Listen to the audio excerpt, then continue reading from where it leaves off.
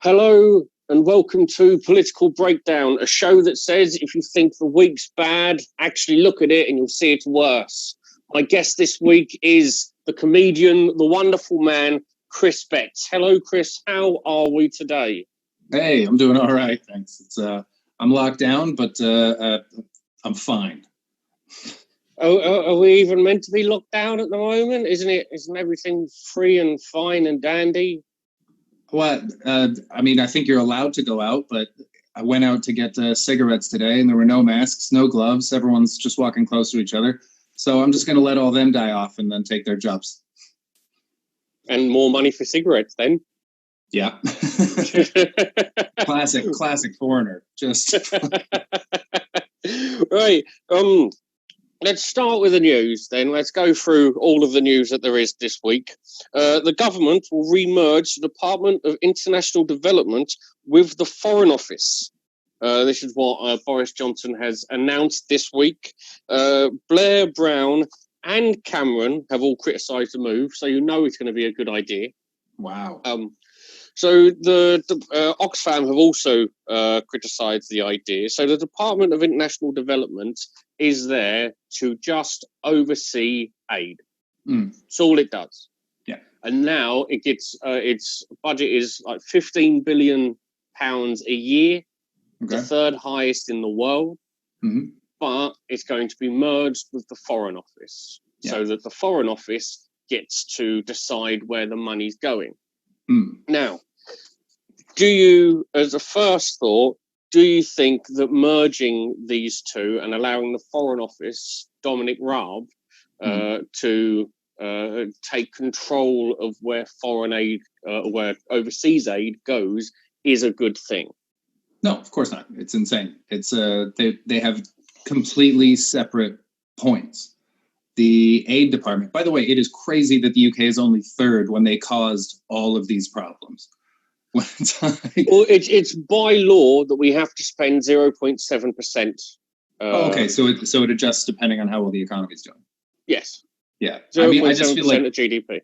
I just feel like the UK is on the hook for the foundation of most of the problems that these aid receiving countries are going for. So to not lead the country or lead the world in the aid is a dereliction of duty. Well, at least be paid to clean up their spill. I consider overseas aid to be like the outgoings needed to be spent for the income that we get for the weapons that we sell. So you're paying for your own stuff. Yeah. So you're there going, right, well, this is our blood money. We're doing all of this aid. Sure, we caused it all with the bombs. Yeah. But we are helping. Exactly. It's a lot of it's not coming from the right place. But combining the two is insane because the Foreign Office is largely a stick. It's judging who and when we're going to go to war with and why, and who might join us. But the aid is a carrot, and so what they're doing is instead of having carrot stick, they're combining it, and now it's a carrot flavored stick, which is a pointless thing to have. It's going to undermine, it's going to weaponize aid basically in a way that it hasn't been seen. I mean, in any time that I can remember in a country that is supposedly not like that. Well, this is a continuation of, as seemingly everything is at the moment, the likes of Brexit. It's a nationalistic idea.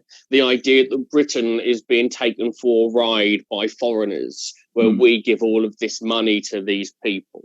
Which is so funny when it's like, when the British nationalists, who are largely white nationalists, because they see culture tied to race and nationality tied to race. So the idea that they will happily argue and admit that all these supposedly inferior races and groups are taking them for a fucking ride and are out negotiating them and are winning all these trade deals is such a gap in logic that they can be like, we're the best and no one's better. By the way, we keep losing everything and we're terrible at this.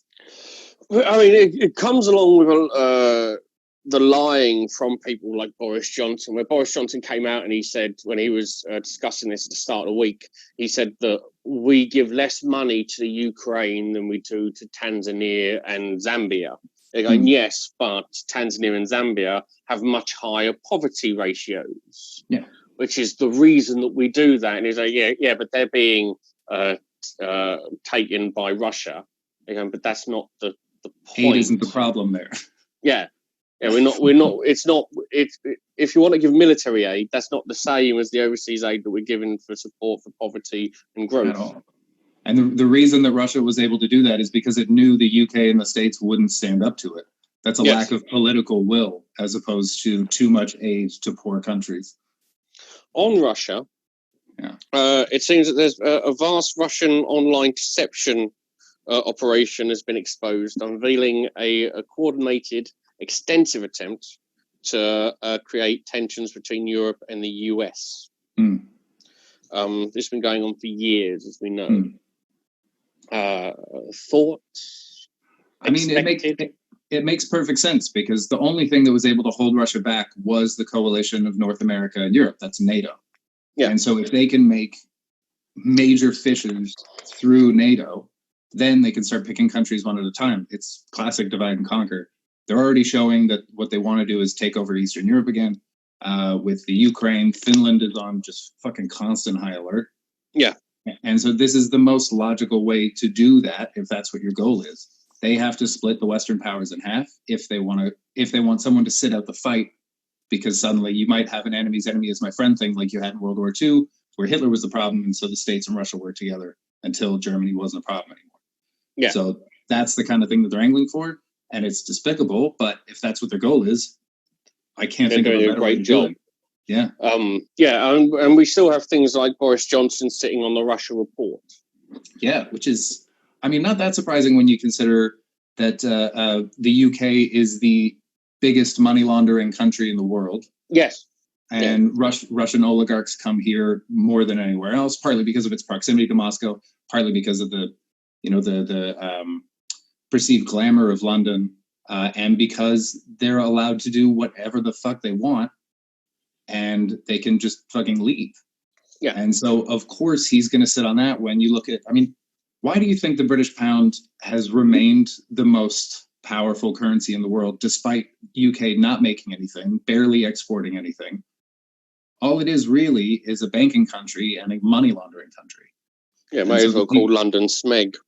Yeah, so the people with the money will always keep that buoyant, because that's where they're hiding all their funds. And so he can't have Russians being kicked out or having their assets frozen, because that would kick a huge amount of money out of the UK economy. Yeah, with things like the Scottish Limited partnerships, Northern Irish partnerships coming up strong for money laundering as well. A number of countries, including Latvia, have actually banned like 700 British companies. I put them on the blacklist for those exact reasons, because it's so easy to money launder in the UK. That was one of the most convincing reasons for the sitting with friends of mine, and we were trying to figure out what possible gain the UK could have from a no-deal Brexit. Like, why were they so seemingly determined to not work something out? And the most logical that we could find was they just want to get the fuck out, because all this money laundering and tech surveillance stuff was coming out. Tech surveillance laws. Sorry, I've barely spoken to anybody in 4 months. All this legislation they were empowering against money laundering and tech overreach, let's say. And so Brexit would get them out of that. And so then they could sort of hold on to that core, which I believe is a cornerstone of the economy over here. And that's why they're so eager to just get out regardless. They don't want any more extensions. It's this money laundering thing has to stop, because otherwise the UK's economy would take a fucking massive hit. Well, the thing is that with the money laundering, if we come and do a deal with the likes of the EU, and in the future we will have to do a free trade agreement at some fucking point, that will come into play, because the EU, as the bigger side, will say, okay, then you want this free trade agreement. These are the rules that you have to stick to. And one of them is you cannot allow any fucking money laundering. Yeah, and that's why it won't happen. I think you're going to see. I think you're going to see a really truncated one. I think Britain will have to be brought to its knees before it accepts the EU's claims, because so many of them are against the very nature of how this country was set up. Yeah, but the thing is even being brought to our knees, we still won't comprehend it. We get brought to our knees, we'll go, no, we're just short. This is it. Because, I mean, we saw today, the other day, Yorkshire Byline came out with a story where company CEOs were pointing out that we still do not know what no deal will be, what the actual effects will be. And they do know, they're just not telling anyone. They absolutely know. That's why they're not telling anyone, because it's going to be so ugly. Oh, the government are being very hush-hush with it all. Yeah. We had, who was it?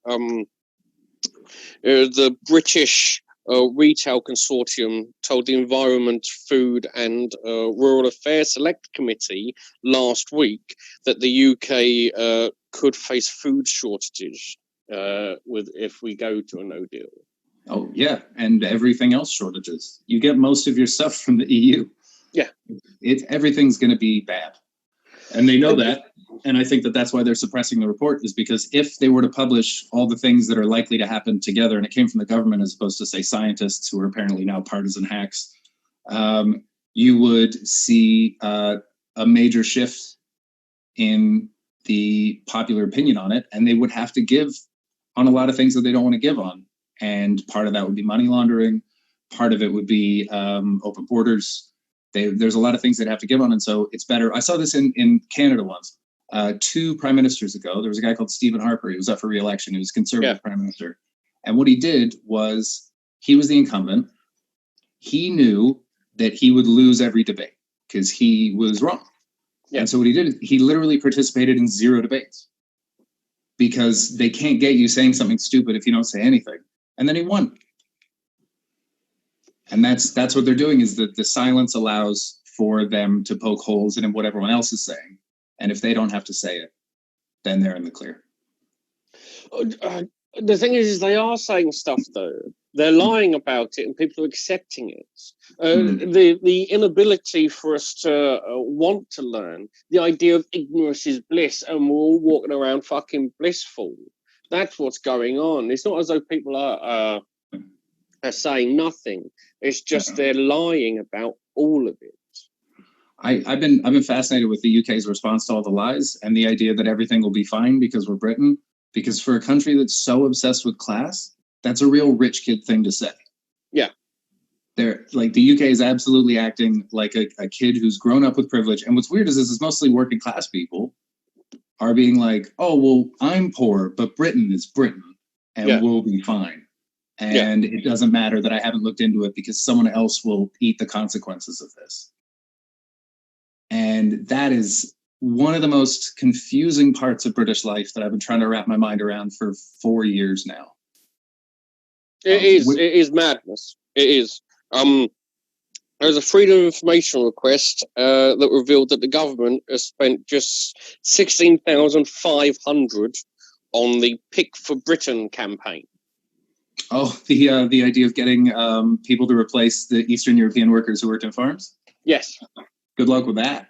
So this is a DEFRA campaign that was unveiled in April, as you say, to try to bring in people from the UK to replace the estimated 80,000 workers that we're not going to have because of not only the virus, but other things like Brexit as well. And so no money was spent from its inception to the 30th of April, and then 16,500 from the 1st of May to the 18th of May. The budget for future spending on the campaign is 83,500. Do you actually think that this is going to be a success at all? No, I think they're going to make the army do it. Oh, Imagine that. You do all that work to become a professional murderer. I think you it'll end up be having to pick berries. Armies and prisoners. I think those are the people that will end up doing all the work. I don't know what your prison work legislation is, but I would expect someone to submit something to change it because, well, we can't have all this British fruit and veg dying and these people need to pay a debt to society, and it'll sound something like that. Probably. Yeah, I think that they know that British people won't do this as well as anyone. But also it's probably being run by incompetent people who don't care. Oh, and the thing is, with jobs like this, it's not as easy as everyone considers. No, it's incredibly hard. Yeah, there's technique to make sure that you minimize waste. There's having to do it at a particular speed so that you're actually able to get all of the crop. It's hard work. I bet that as soon as British people start doing it, people who would have worked, say, in Tesco or Pizza Express or whatever, will, because those are the ones that are most likely to do it, right? The first thing they'll do is complain about working conditions, and they'll have to shift everything because what a Bulgarian guy who came over because he's got to feed his family will put up with to make some money is not what someone from any town in the UK is going to put up with. And so you're going to see a need for investment in infrastructure, in equipment, in safety protocols, in providing food and drinks for the workers. And so that investment alone is going to dissuade them from doing it. I really don't think there's an answer for this that is as simple as advertising the jobs, because it'll be an immediate news story. There will be videos of white girls crying in fields of strawberries, which I can't think of a more news-grabbing picture. I mean, that would be it, wouldn't it? That would be absolutely on the fucking button. Daily Mail front page. Speaking of Daily Mail has overtaken the Sun as the biggest selling newspaper in the UK, which is depressing as bollock. I mean, it's like saying Charles Manson overtook some other serial killer in popularity. Doesn't it? It's like, it doesn't make it better. It's finding out the fucking prostate cancer has gone above fucking breast cancer and killing people. Yeah. Okay, exactly. Oh well, congratulations, prostate cancer. Finally, you've reached the top. Yeah. So we move on to a bit nicer news of Marcus Rashford, who's done fantastic this week. Yeah, that was incredible. He campaigned to get money for children not to starve over the summer holidays, to get food. Yeah. To get food vouchers. On last week, Keir Starmer mentioned it at Prime Minister's questions to Boris Johnson. Boris Johnson said it is going to be stopped. We will not be continuing the free school meal vouchers over the summer holidays. Marcus Rashford then raised a lot of money and a lot of exposure for it. On Monday, a Boris Johnson spokesperson said that it is still going to be stopped in summer. It's not going to be going through summer. This was on Monday. And on Monday, the spokesman said, because Marcus Rashford sent a letter to Boris Johnson, said Boris Johnson will reply to this letter. Okay. On Wednesday, there was a U-turn where it said, and then all Tories wanted to thank Marcus Rashford for stopping Tories starving children, which was the most mental thing. I'd love to thank Marcus Rashford for stopping us being utter ghouls. Yeah. And Boris Johnson said that he only heard about Marcus Rashford's campaign on Wednesday, which is a lie. Yeah, guaranteed. Matt Hancock called him Daniel Rashford for some fucking reason, and blamed J.K. Rowling as if he just saw a trend on Twitter and thought, I may do that as well. So is this showing that our sports people can do a lot more good than just raping young women? Yeah, absolutely. I think there's been a rash of this in the States as well, where when all the stadiums shut down, because it was in the middle of the basketball season and just before the baseball season was about to start, a lot of the team owners were just firing all the people that worked at their stadiums and firing their minor league team players, who make bullshit money. They make nothing. Yeah. But it's it's something to them, but it's nothing to billionaires. And so what started happening was the stars of these teams were tweeting out, "This is bullshit. I'm going to pay their salaries. Fuck it." And every time within 24 hours, the owners group would flip and they'd be like, "Oh, we're putting everyone on furlough, or we're paying them full salaries. This isn't their fault. We want to make sure everyone's okay during the crisis." And it was literally just the actions of those athletes, all black athletes, whether or not that was coordinated or not, or if fuck knows. It was before the George Floyd thing, but it was in keeping with it. And there's a real move towards this thing of sports is one of the few places where working class people not only have an opportunity to make a lot of money, but also a bully pulpit of sorts. Yeah. And so they have started using it, which is incredible, by just shaming people because they have enough money to back it up. And so they go, "All right, well, I don't have nearly as much money as you, but I know what the suffering is. And so I'm going to fund it. And you're an asshole. And I'm going to make sure everyone knows you're an asshole." Yeah. And that brings them to the table. I think it's a fucking incredible thing to see. And I hope that we see more of it. I don't think it's incumbent upon athletes to speak up about political things, but I think it's an incredibly useful thing to do, especially if you have lived experience with it, like Marcus Rashford did. Yeah.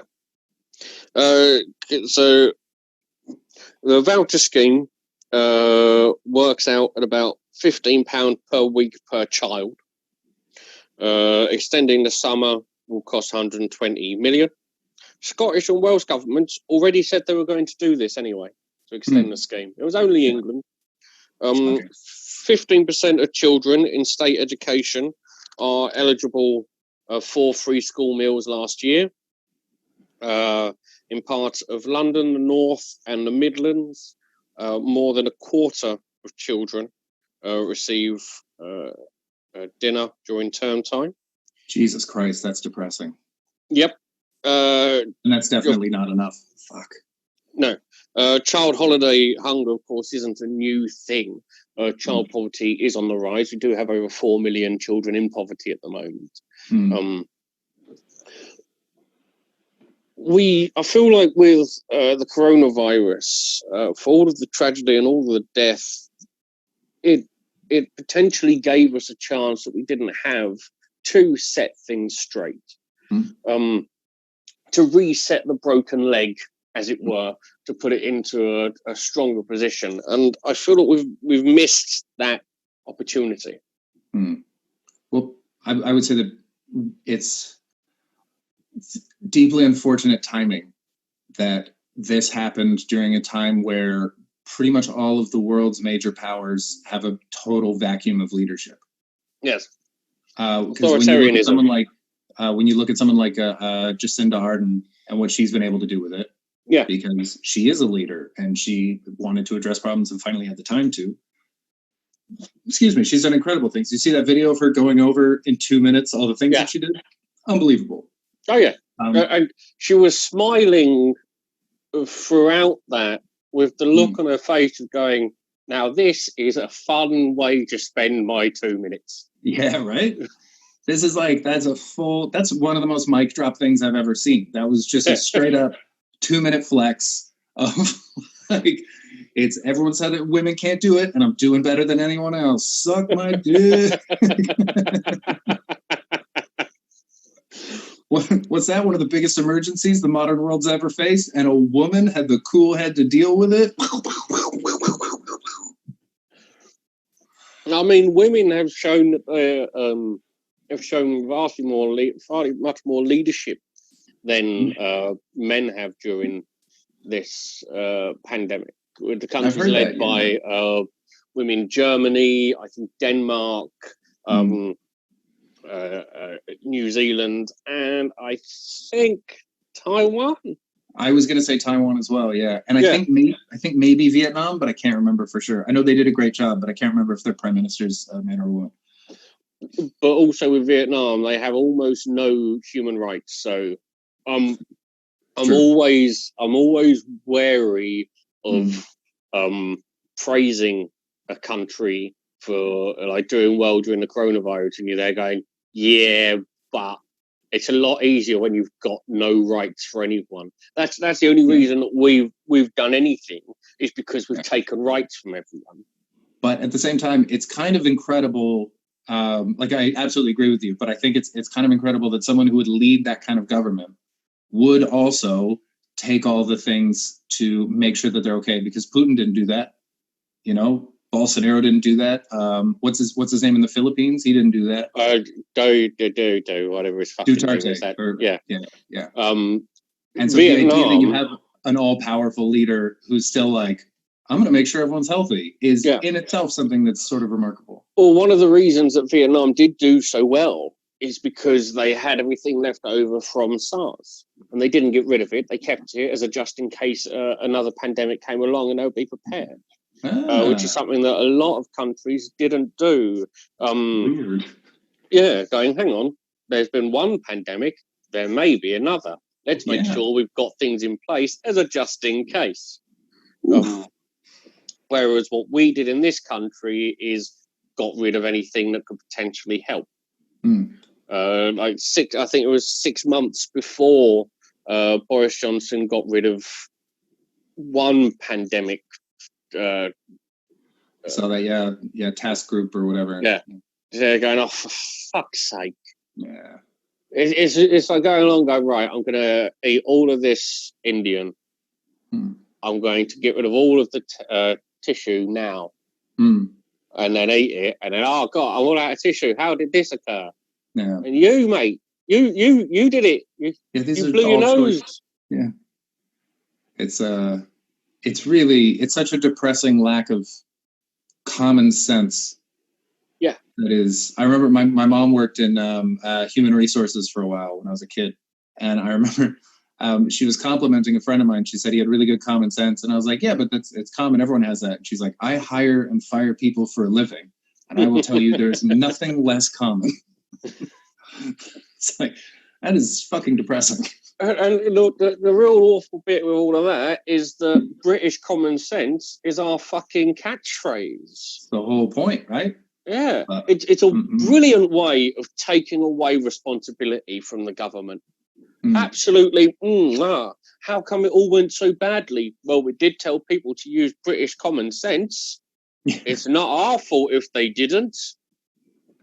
We did our best. We told them what to do, stay alert and British common sense. So they should go out and fight the coronavirus like it's an American with a fucking hurricane. Yeah, bring your muskets. Yeah, it's absolutely ridiculous. But that's why we use common sense. It's to take away any form of responsibility from the government. On Boris Johnson, there's so much that the government has fucked up this week. It's almost orgasmic. If you get off on sheer depression, which is one of my favourite things. You're like one of those people in that movie Crash. Not the one that won an Oscar, the weird car crash sex one. Boris Johnson has been accused of sidelining dissent by avoiding Cobra meetings for more than a month. Wow, that's leadership. Wow. That is beautiful. No emergency Cobra meetings since the government changed the coronavirus message from stay at home to stay alert, which has led to...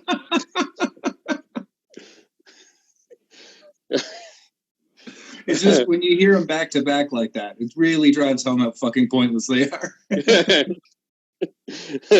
But this has led to speculation that Boris Johnson has encountered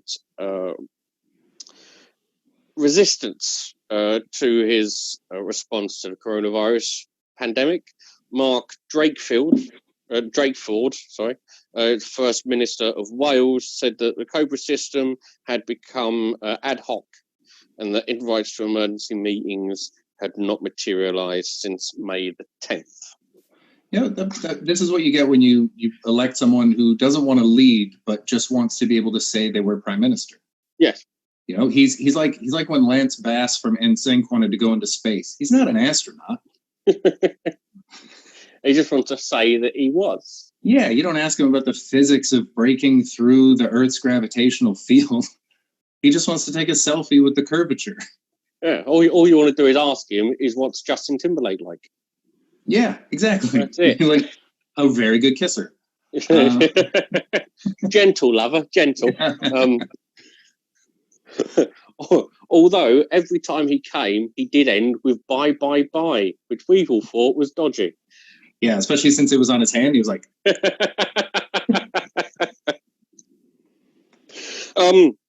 So should there have been more Cobra meetings, or is Boris Johnson using the government in a way that we can't envisage, so that it doesn't actually need the thought of other leaders in the country?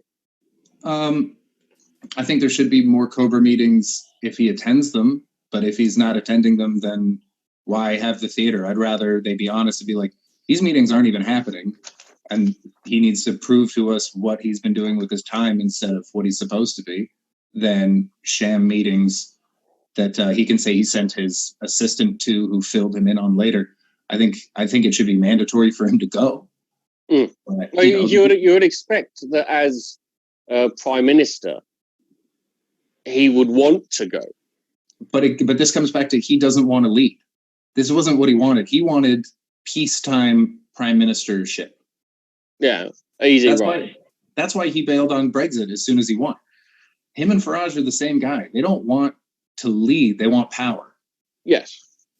And being held responsible to the populace, which any leader right now has to be because of the pandemic, is not what he envisaged. He just wanted to do what he wanted to do.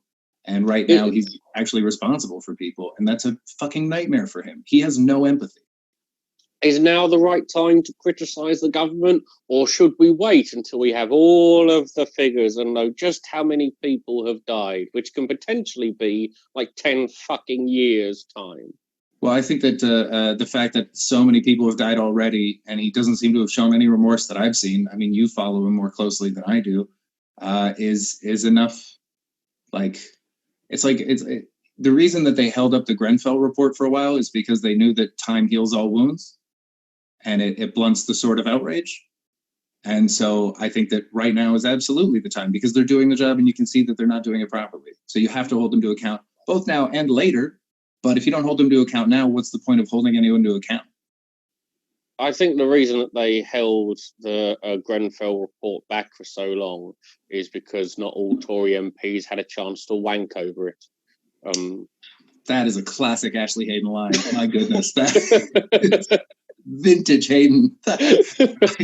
I can feel the crowd at the comedy cafe just going, ooh. Listen, it's not my fault that they all get turned on by the deaths of minorities. It's one of the initiations. What they do is they go along and they've got a big book of different faces, and they go and they give a little backstory to them all and say, "Find this one attractive? No, well done. This is a upper class white person. No. How about this little refugee? Ah, yeah." That's more my style. Now it's drowning in the next picture. How about that? They've already come. That is bleak. Good job. Speaking about children. Yeah. That was all just a long segue into the next bit, into the next story.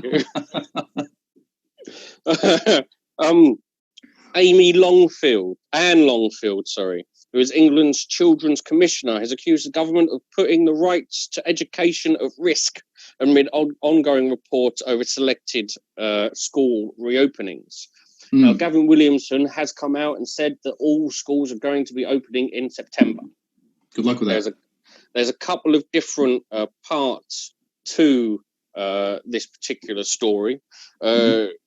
Anne Longfield warned that reduced access was becoming the default in some schools as many struggled to expand teaching due to the coronavirus restrictions, adding it might be the whole of next school year where kids aren't able to come to the classroom in normal numbers. She's suggested enhancing classroom space, getting more teachers, and getting more people to teach. I think bring more people into the school. That'll do it. Well, what we'll do is we'll get gazebos, we'll put them outside. Five people to a gazebo, it's absolutely fine. As I said, Gavin Williamson has said that they're going to have all children in schools in September. No. They're talking about bubbles and people in school spaces, but you've got an average school classroom size of 30. Yeah. You can't put more than that in. And you also simply can't. And you can't move the walls of the classroom to give them more space. No. It's a thing about walls, quite immovable. Generally, a lot of effort has to go in to doing it. That's why Trump loves them so much. Imagine if they were movable. Now, the government, to their credit, are going to give an extra £650 million funding to help pupils catch up on the teaching missed because of COVID-19. It will only start to be distributed to schools in September. How many schools are in the UK? A few thousand? A number. Probably like tens of thousands? I mean, fuck knows, mate. Right, so that's going to go to school boards. They're run by local school boards, I'm guessing? You've got a mixture because we have done a great job of privatising our school system, including... Are private schools going to get some of this money? Almost certainly, but academies. Got academies, which are pseudo-charities, which are run as a way of privatising schools to a point that this was a few years ago, so it's going to be more. We've given over £15 billion worth of school land to these pseudo-charities for free. So, okay, we can all just agree that sounds insane. So let's get back to the funding. I don't think that there's any reason that the government has given us, despite my inherent distrust of modern Tories, for us to believe any claims that they make about safety precautions that they're going to take or funding that they're going to provide. Yes. And so I refuse to believe that any of this is actually on the table until it's actually in the pockets of the schools. And we've seen that the students have been, that the precautions have been taken care of before the students and teachers have returned to the schools. There is no reason to take them at their word on any of this. Well, it's more to do with the growth of inequality that we're seeing, because throughout the coronavirus, being able to get time for being taught, getting tutors and all of this, even getting help from teachers, is only available if you have the equipment available. If you've got a fucking tablet, if you've got a laptop, if you've got fucking internet. If you've got parents that have enough time to drive you to your tutor's house. Exactly. There's so many things that come in. And if you get to a point where you can't afford school, you can't afford to feed your children, the idea that you're going to have a fucking laptop that's going to work for Zoom so they can do a class fucking project isn't going to happen. So what we're going to see is even more inequality, because children from the poorer spectrums are going to be left behind. And we're going to be giving this 650 million that's going to help them catch up, not during the summer holidays when they've got a chance to catch up, but at the start of another fucking school year. Have they given any indication of what it means to catch up? Or haven't funded No, they haven't. What they have said is that the funding is part of 1 billion catch-up operation, with 350 million of it is to subsidise nationwide tutoring programs to help students most in need. In the meantime, they've said the schools will have to use their own resources to provide catch-up lessons. So 350 million is going to tutors. Yep. That's a lot of money for tutors. Jesus Christ. And seven. So is that six? That leaves 650 million. 650. That they have given no concrete ideas as to what catch-up means or how this money would help that in any way. No. One thing with the government is they're very much big picture. And they're painting with shit. So it's stinky picture. It is, and so it's very difficult to get the minute detail of it when it's just a big pile of shit. Well, is like, I think that it's so vague and so pie in the sky that it feels like Bill Clinton playing saxophone on the Arsenio Hall show. It's nothing. It's just a way to make them seem human. You're going to have to do a lot more to make these fucking cunts seem human. Good God in heaven.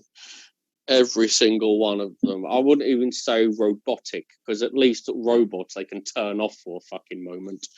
Or upgrade. Yes. Although I worry that if you're going to upgrade MPs, then it's going to be with more child catching equipment. Like a chitty bang bang. I don't know why, but today is very much MP stands for mostly paedophiles day. That's how I'm feeling. Talking about dodgy fuckers, Housing Secretary Robert Jenrick. Have you kept up with Robert Jenrick over the past couple of weeks? I've never heard that name in my life. I have mentioned him for a couple of times. I understand that no one watches this. I get that. But if you ever do want to see what's happening in the news, I come up with some interesting bits. That's an absolute fact. Or just come on every week. You can do that as well. I don't know. Find it very difficult to get at, I'll be honest. I'm happy to be here. I'm having a good time. Robert Jenrick is the Housing Secretary. He gave a behind closed doors briefing in February on government plans to reform the property sector at an event hosted by the public affairs firm which acted for Robert Desmond in the West Ferry £1 billion housing development, which the government confirmed was unlawful. Did you see the West Ferry Desmond story? I heard it. If you didn't, do not worry. It's very simple. Richard Desmond, ex-owner of Porn and the Daily Express, now property tycoon. So he's like another Stringfellow. Yeah. Okay. Just with the Daily Express. He is now a property tycoon. He wanted to do a property development in West Ferry, which is in Tower Hamlets. Everyone was against it, apart from Robert Jenrick, who signed it off the day before Tower Hamlets brought in a new rule that would have cost Desmond an extra 30 to 50 million pounds. Oh, cool. Nothing suspicious there. Happened to be a couple of weeks before that, they were sitting next to each other at a Tory dinner. That Desmond paid about £12,000 to go to. Yeah. All above board. Yeah. Afterwards, the government admitted that Jenrick signing it off was unlawful, and they have since, Jenrick has removed the approval after Tower Hamlets Council started legal proceedings against them for doing it. Nice. All very innocent stuff. Of course, Jenrick hasn't gone, because the only way you can get rid of MPs is if they finally screw all the children and evolve into pedo god. So, where are we? Public affairs firm Thorncliffe helped promote the project locally and to other interested parties. According to Property Week, Jenrick discussed government intentions to overhaul property sector and provided examples like making first-time buyers eligible for around 30% market sale discounts. This was 1 month before the white paper came out by the government. So the questions are things like, what is the connections between Desmond and the Tories, which seems quite close. Also, Thorncliffe in 2016 held an event where Sir Eddie Lister, who was the deputy mayor under Boris Johnson, and the man who originally approved the West Ferry application, was the star draw. So it seems that there's quite the close connection between all of this. What would it take for nowadays, for 2020, to have an MP actually resign? Jesus, that was a long way to go for that question. Well, we wanted to get the information out. It's all about learning new stuff and seeing how corrupt the world is. Well, but I think, I mean, this is common stuff, and that's part of the problem. Is I don't think that I think that him getting caught is what's uncommon about this, not the fact that it happened. I've been thinking a lot about this, watching the protests, and this is the big difference between having money and not having money in the West right now, and probably everywhere. But I can only speak for this because I studied it more. If you're rich, you can have dinner with the prime minister. Yep. Whereas for anyone of like us to have any impact on government at all, to even have them consider one of our thoughts, we have to amass hundreds of thousands of people for a sustained amount of time for them to even consider it. And so I think that what the idea of getting an MP to resign in dishonor now is like, that's dead. You're going to have to get rid of like all of the old money people whose parents were also in government. You'd have to get rid of all that shit, and they're never going to pass the laws that will make it more difficult for them to make money for their friends. And so I think that access is the key to adjusting this. I think that reining in access of rich people to leaders is the best way to legislate against this kind of thing. How about for every time there's a cash for access happens, you have to bring along someone from the working class background? I think you have to bring along 10, because one rich voice is worth about 1,000 poor voices. So all you would see is like, at a wedding when there's that table of people they didn't expect to come. That's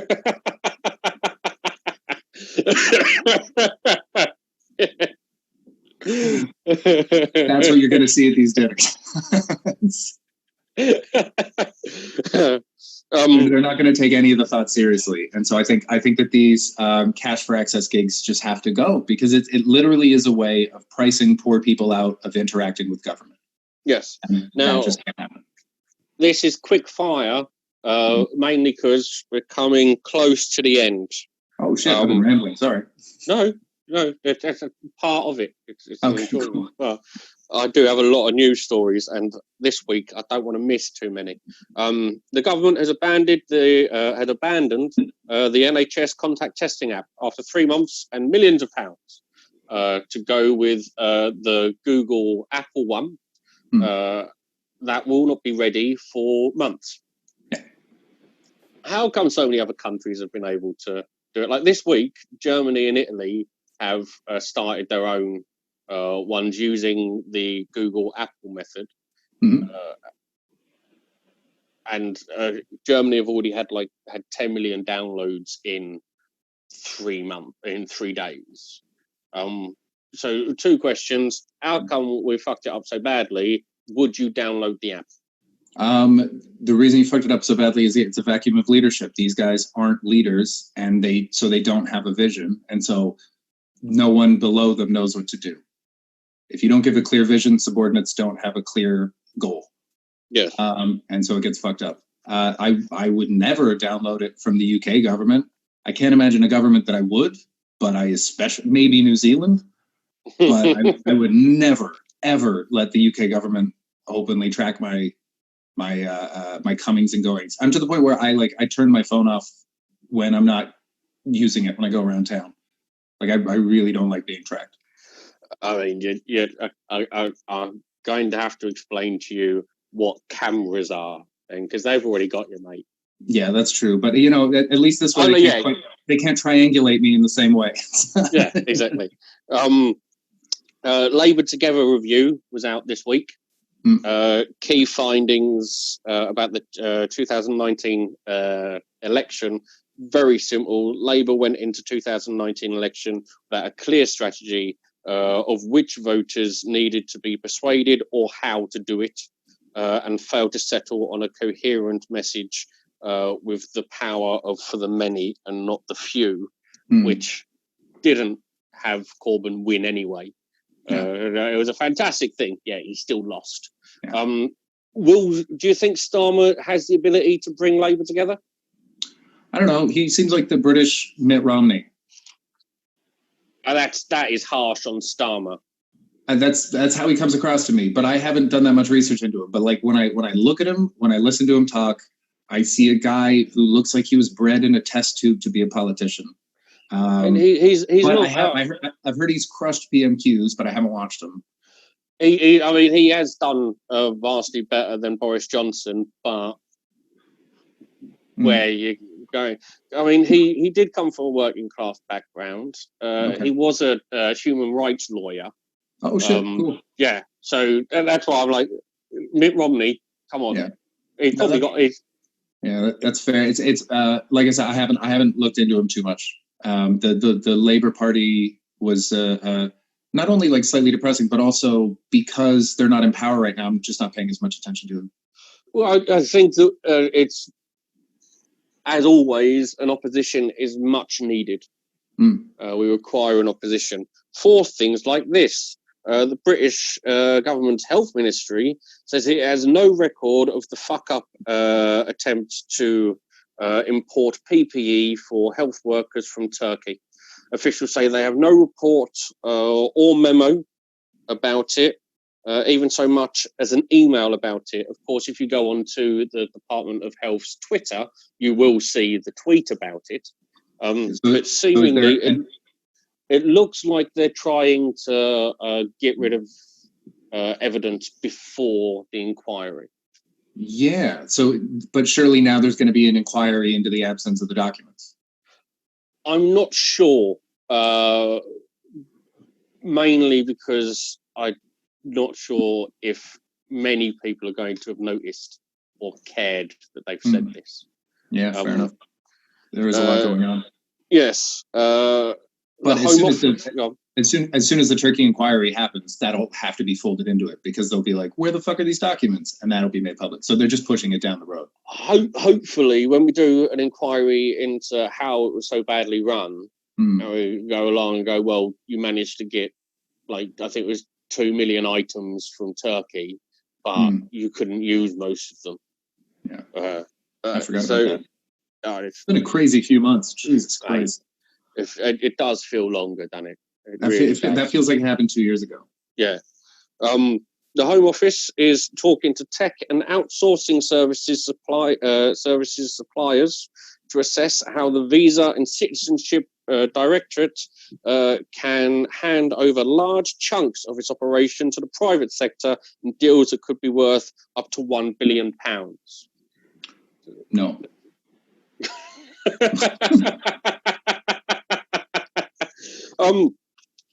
Is this with privatization? Is it just governments going, I don't want to do this work? No, I think it's especially in the case of modern Tories. And I keep saying modern Tories because I don't know anything about the past one. But in the case of modern Tories, it's about knowing that once they're out of office, they can be on these companies' boards. Their friends are gathering up these contracts. It's about making money. and they see an opportunity to make a shit ton of money from a government, which is basically an endless pile of money. Having a government contract is the most dependable customer that you're going to find, because you'll never be fired no matter how incompetent you are, and they print their own money. What's interesting is the list of operations they're looking to outsource include visa outsourcing and tech providers, application developers, contact center services and identification solutions, and biometrics. Might also include integration and verification services, as well as AI and big data processing and analysis. They're giving it's literally all information you can possibly have. Yeah. This is for future services from April 2023 onwards. So, along with this, in 2018, the government gave a £91 million contract to Sopra Steria. I probably said that wrong. But in July 2019, it was slammed for delays and foreign students said the service was not fit for purpose. Later in 2019, Sopra was accused of profiteering by the Immigration Law Practitioners Association. Yep, that sounds absolutely right. Because you have barely any oversight. The government's already destroyed its own infrastructure to do these jobs. And there's no one else that's bidding. And so even by market rules, this is fucking insane. If you're a free market capitalist, you have to be against this because it's giving a monopoly to a company. And then that will, by definition, raise the prices and lower the quality because they're not competing with anyone, so they don't have to do a good job. And the type of companies that tend to be as well, when you've got the likes of Serco, G4S, and all of these that you find out like started off as like a building firm or a security firm, also now in charge of writing and distributing textbooks for children. Going, how the merry fuck did you manage to get this contract? You're in charge of ferries all of a sudden. You've never been on water. Most of you can't swim, but now you're in charge of ferries. How the fuck is this happening? Well, that's access again. That's rich people were able to be in a room and they were able to make a personal relationship with someone in the government who then put their name at the top of the pile. That's where all of this comes from. It's realigning the laws regarding access to politicians should be an absolute priority, and it never will be. I agree. Final news story. Dominic Raab. We'll go back to him. He believes that Take a Knee came from Game of Thrones. Yeah. What else does Dominic Raab not know? Oh, come on, man. The list is so goddamn long. What a tampon looks like. He's what raw meat feels like in your hands. The love of a partner. The sound of a child's laughter. The